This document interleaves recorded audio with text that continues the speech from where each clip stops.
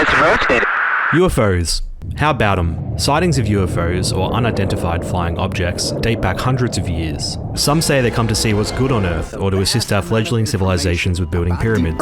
Another time, however, they came to assess the cultural and technological mecca of Clayton in Melbourne.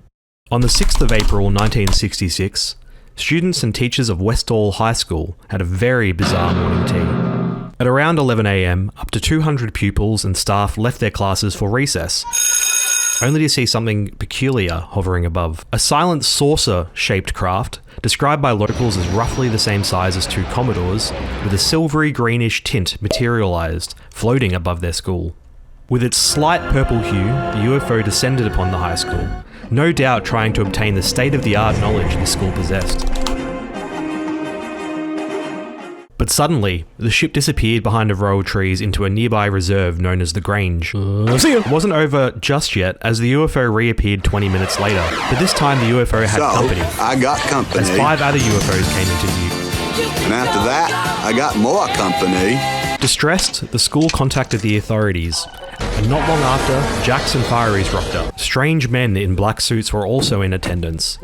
These men went around to staff and students, telling them not to talk about the event, or they invalidated their stories, claiming they'd never really seen UFOs at all. The suits then had the local police and firefighters mow down the grass in the Grange, eliminating any evidence that an extraterrestrial craft had ever existed. So what was it? The precursor to an alien invasion?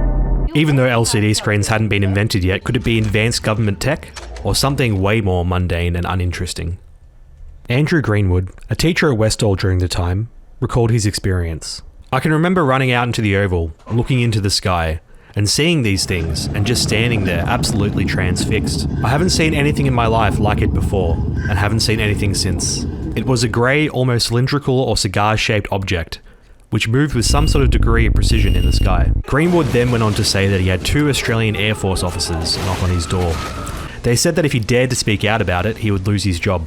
We know that you've been contacted by a certain individual. Another witness, a student named Terry Peck, said that she was close enough to feel the heat generated off the UFO. Zoomed straight up into the air and disappeared almost instantly. She also recalls a buzzing sound, but the other reports explicitly state that the UFO was silent. Never mind, I'm sure that doesn't matter. Terry said that she was stunned. She said it was like what you see in stories about flying saucers. Funny that. She said that she was also told to remain quiet. Right here. On the theme of government cover-ups, in 1991, an Australian woman claimed to have seen a diamond-shaped craft hovering above her vehicle. The woman was taken into custody by US agents who intimidated her and attempted to silence her. She stated, "For sure, I think I was a surprise to them. I think I'm starting to notice a trend." Now, despite the different accounts of what happened in Westall, 200 people witnessing an event is no easy thing to dispute.